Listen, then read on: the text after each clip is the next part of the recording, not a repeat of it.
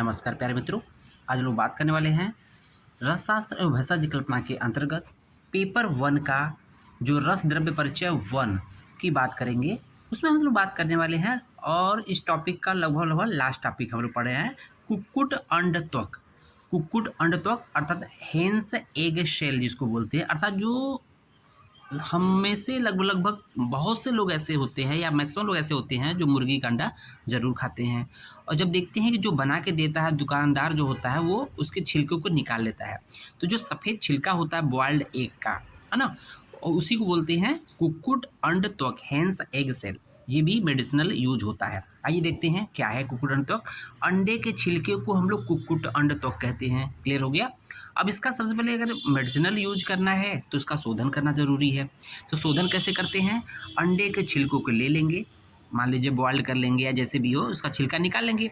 छिलकों को क्या करेंगे, छिलका बहुत हार्ड होता है तो क्या करेंगे, अम्ल या सिरके में क्या करेंगे, उसको डुबो देंगे, अथवा नमक एवं नवसादर के घोल में जो है मिलाए हुए जल में उसको भिगो दें। तो नमक और नवसादर कितना होगा, 1/8 1/भाग होगा, बाकी भाग जल होगा। ठीक है, उसमें मिला देंगे। उससे मिलाने से क्या होगा, ये थोड़ा सा सॉफ्ट हो जाएगा, मुलायम हो जाएगा। छिलका कोमल होने पर, क्योंकि भिगोने के पश्चात क्या होगा, 4 से 6 दिन बाद क्या होगा, छिलका क्या हो जाएगा, ये हो जाएगा, बिल्कुल सॉफ्ट हो जाएगा। कोमल होने पर क्या होता है, छिलके होने पर भीतर की जो झिल्ली होती है, आप देखते होंगे कि जब उसमें देखते हो कि सेमी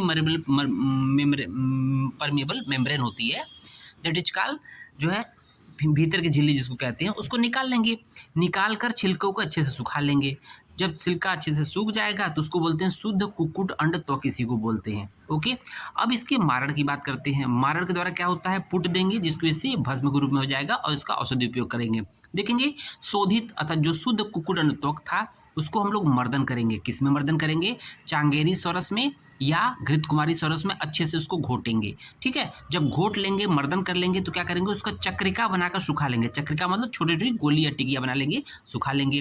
उसके बाद देखिए सुखाने के पश्चात क्या होगा, सराव संपुट में उसको बंद कर देंगे। सराव संपुट में बंद करने के बाद उसको एक अग्नि देंगे, तो 5 सेर के उपलों की अग्नि में पुट देंगे।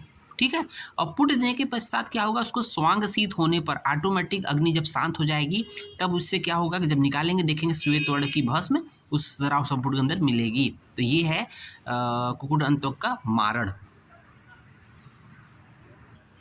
उसको देखेंगे फिजियोकेमिकल चेंजेज। तो क्या क्या चेंज है, जिसका पीएच क्या था, 10.5 होता है। लॉस ऑन ड्राइंग परसेंटेज देखेंगे 1.54 होता है।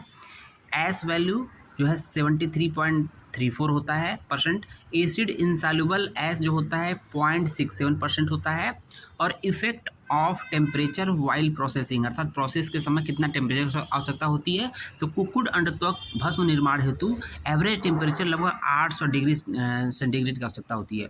प्रमुख योग की बात कर लेते हैं। कुक्कुट अंडत्वक का जो चूर्ण प्रयोग होता है टेबलेट फार्म में, साथ ही साथ कुर्स कहरुआ जो कि यूनानी ड्रग है, और हब सुंदरुस ये भी यूनानी ड्रग है जो कि मुख्य रूप से यूनानी में यूज होती है। तो इस तरह से हम लोग इसको बहुत शार्ट तरीके से इसको पढ़ लिए हैं। उम्मीद है लेक्चर समझ में आया होगा। धन्यवाद। जय हिंद, जय भारत।